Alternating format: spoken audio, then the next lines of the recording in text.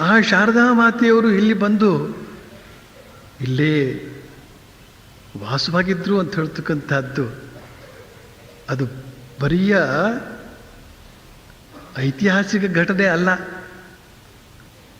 ಅವರ ಆ ದಿವ್ಯಾದ್ಭುತವಾದಂತಹ ಪ್ರೀತಿ, ನಿರ್ವಂಚನೆಯ ಪ್ರೀತಿ, ವಿಶ್ವವನ್ನೇ ತಬ್ಬುವಂತಹ ಪ್ರೀತಿ ಇಲ್ಲಿ ಇನ್ನೂ ಕೂಡ ಅದು ಅಮರವಾಗಿದೆ.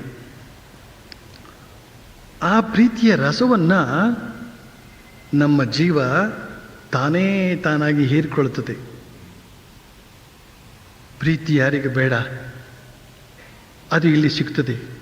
ಆದ್ರಿಂದಲೇನೇ ನೀವು ಇಷ್ಟು ಜನ ಆ ಪ್ರೀತಿಯ ಕರೆಗೆ ಹೋಗೊಟ್ಟು ಬಂದಿದ್ದೀರಿ. ಸುಮ್ಮನೆ ವಿಚಾರ ತಿಳಿಯೋದಕ್ಕೋಸ್ಕರ ಅಂತ ಅನ್ನೋ ಮಾತನ್ನು ನಾನು ನಂಬೋದಿಲ್ಲ. ವಿಚಾರಗಳು ಪುಸ್ತಕಗಳಲ್ಲಿ ಸಿಗುತ್ತವೆ. ಎಂತೆಂಥ ವಿಚಾರಗಳು ಬೇಕು, ಎಂತೆಂಥ ರೀತಿಯಲ್ಲಿ ಬರೆದಂಥ ಪುಸ್ತಕಗಳು ಬೇಕು, ಅವೆಲ್ಲ ಸಿಗುತ್ತವೆ. ಆದರೆ ಶಾರದಾ ಮಾತೆಯವರು ಇಲ್ಲಿ ಅಂದು ಹರಿಸಿದಂತಹ ಪ್ರೀತಿ ಅಷ್ಟು ಅದ್ಭುತವಾದ ರೀತಿಯಲ್ಲಿ ಇವತ್ತಿಗೂ ಹರಿದುಕೊಂಡು ಬರ್ತಾ ಇದೆ. ರಹೀಂ ದಾಸ್ ಅಂತ ಒಬ್ಬರು ಇದ್ದರು, ಕಬೀರ್ ದಾಸರಂತೆ. ಅವರು ಹೇಳಿದಂತಹ ಮಾತನ್ನು ನಾನು ಬೆಂಗಳೂರಿನಲ್ಲಿ ಹಲವು ಕಡೆ ಹೇಳಿದ್ದೇನೆ. ಪ್ರೀತಿಯ ದಾರವ ಕಡಿಯದಿರೈ, ಪ್ರೀತಿಯ ದಾರವ ಕಡಿಯದಿರೈ, ಕೂಡಿಸಲಾಗದು ಬಳಿಕ, ಕೂಡಿಸಿದರು ಅದು ಗಂಟಾಗುವುದು, ಎಂದೆಂದಿಗೂ ಗಂಟು ರಹೀಮ, ಎಂದೆಂದಿಗೂ ಗಂಟು.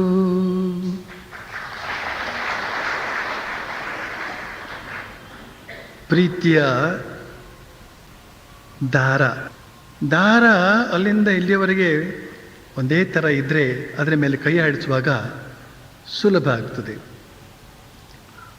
ಮಧ್ಯೆ ಗಂಟಾಗಿದ್ದರೆ ಕೈ ಆಡಿಸುವಾಗ ಆ ಸುಖ ಆಗೋದಿಲ್ಲ. ಹಾಗೇನೇ ನಮ್ಮ ಸಂಬಂಧದಲ್ಲಿ ಆ ಪ್ರೀತಿ ಅಂತ ಹೇಳ್ತಕ್ಕಂಥದ್ದು ಓತಪ್ರೋತವಾಗಿರಬೇಕು, ಎಲ್ಲೂ ಗಂಟಾಗಿರಬಾರ್ದು. ಅಂತಂದರೆ ವಿರಸ ಮಾನಸಿಕ ಸ್ಥಿತಿಯನ್ನು ತಂದುಕೊಳ್ಬಾರ್ದು, ವೈಮನಸ್ಯವನ್ನು ತಂದುಕೊಳ್ಬಾರ್ದು. ಕಷ್ಟಪಡಬೇಕು. ಅವರಿಗಾಗಿ ನಾವು ತ್ಯಾಗ ಮಾಡಬೇಕು, ನಮಗಾಗಿ ಅವರು ತ್ಯಾಗ ಮಾಡಬೇಕು. ಆ ತ್ಯಾಗದಲ್ಲಿಯೇ ಪ್ರೀತಿಯ ಲಕ್ಷಣ ಇರುವಂಥದ್ದು. ಅವರ ಹೆಚ್ಚು ಕಡಿಮೆಗಳನ್ನು ನಾವು ಸಹಿಸಿಕೊಳ್ಬೇಕು, ನಮ್ಮ ಹೆಚ್ಚು ಕಡಿಮೆಗಳನ್ನು ಅವರು ಸಹಿಸಿಕೊಳ್ಬೇಕು. ಯಾತಕ್ಕೆ ಅಂತ ಹೇಳಿದ್ರೆ ಪ್ರೀತಿಯ ಆ ಎಳೆ ಅಂತ ಹೇಳ್ತಕ್ಕಂಥ ಉಳಿಯಬೇಕಾಗಿದೆ. ಆ ಪ್ರೀತಿ ತುಂಡಾಗುವಂಥದ್ದು ಯಾತಕ್ಕೋಸ್ಕರ ಅಂತ ಹೇಳಿದ್ರೆ, ನನ್ನದನ್ನು ನಾನೇ ಸರಿ ಅಂತ ನಾನು ಹೇಳೋದು, ಅವರದನ್ನು ಅವರೇ ಸರಿ ಅಂತ ಹೇಳೋದು. ಆಗ ಪ್ರೀತಿ ಅಂತ ಹೇಳ್ತಕ್ಕಂಥದ್ದು ತುಂಡಾಗ್ತದೆ. ಕೆಲವು ಕಾಲ ಕಳೆದ ಮೇಲೆ ನಾನೂ ಸರಿಯಲ್ಲ, ಅವರು ಸರಿಯಲ್ಲ, ಇನ್ನೊಂದೇನೋ ಸರಿಯಾದ್ದಿದೆ ಅಂತ ನಾವು ತೀರ್ಮಾನಕ್ಕೆ ಬರ್ತೇವೆ. ನಮ್ಮಿಬ್ಬರ ಪ್ರೀತಿಯನ್ನು ಮತ್ತೆ ಸೇರಿಸ್ಕೊಳ್ತೇವೆ. ಆದರೆ ಅದು ಗಂಟಾಗಿರುತ್ತೆ. ಆದ್ದರಿಂದ ಶತಾಯ ಗತಾಯ ನಮ್ಮ ಪ್ರೀತಿ ವಿಶ್ವಾಸವನ್ನು ಉಳಿಸಿಕೊಳ್ಳುವಂತಹ ಪ್ರಯತ್ನ ಮಾಡಬೇಕು ಅಂತನ್ನೋದನ್ನು ಶ್ರೀಮಾತೆ ಶಾರದಾ ದೇವಿಯವರು ಎಂತೆಂಥ ರೀತಿಯಲ್ಲಿ ತೋರಿಸಿದ್ದಾರೆ. ಅವರು ನಡೆದುಕೊಂಡಂತಹ ರೀತಿಯನ್ನೆಲ್ಲ ಚೆನ್ನಾಗಿ ಅಧ್ಯಯನ ಮಾಡಬೇಕು. ಯಾತಕ್ಕೋಸ್ಕರ ಅಧ್ಯಯನ ಮಾಡಬೇಕು ಅಂತಂದರೆ, ಆ ಪ್ರೀತಿಯ ರೀತಿಯನ್ನು ಅರಿತುಕೊಳ್ಳೋದಕ್ಕಾಗಿ. ಪ್ರೀತಿಯ ರೀತಿಯನ್ನು ಅರಿತುಕೊಳ್ಳೋದಷ್ಟು ಸುಲಭ ಅಲ್ಲ. ನಾವು ಪ್ರಪಂಚದಲ್ಲಿ ತೋರಿಸ್ತಕ್ಕಂಥ ಪ್ರೀತಿ ಅಂತಕ್ಕಂಥದ್ದು ಅದು ಪ್ರೀತಿ ಅಲ್ಲ, ಅದು ಮೋಹ. ಕೇವಲ ಸ್ವಾರ್ಥಪರವಾದಂತಹ ಪ್ರೀತಿ, ಅದನ್ನು ಪ್ರೀತಿ ಅಂತ ಕರೆಯೋದಕ್ಕೆ ಸಾಧ್ಯವಿಲ್ಲ, ಅದು ಮೋಹ. ಆ ಮೋಹದಲ್ಲಿ ಯಾವ ಬಗೆಯ ಶಾಶ್ವತ ಸುಖ ಅಂತ ಹೇಳ್ತಕ್ಕಂಥದ್ದು ಸಿಗೋದಕ್ಕೆ ಸಾಧ್ಯ ಇಲ್ಲ.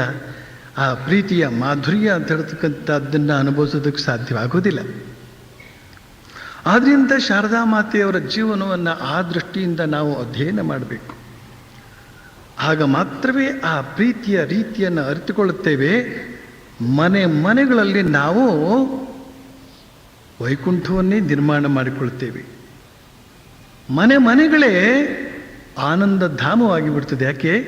ಪರಸ್ಪರರನ್ನು ನಾವು ಪ್ರೀತಿಸಿಕೊಳ್ಳತಕ್ಕಂತಹ ಒಂದು ನಿಜವಾದ ವಿಧಾನವನ್ನು ಅವರ ಮೂಲಕ ನಾವು ಕಲಿತುಕೊಳ್ತೇವೆ.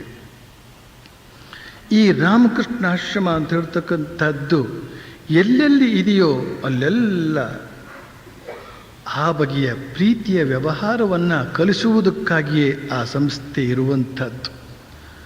ಸೇವಾ ಕಾರ್ಯವೇ ಆಗಬಹುದು, ಭಜನೆಯೇ ಆಗಬಹುದು, ಇತರ ಎಲ್ಲ ಉಪನ್ಯಾಸಾದಿಗಳೇ ಆಗಬಹುದು.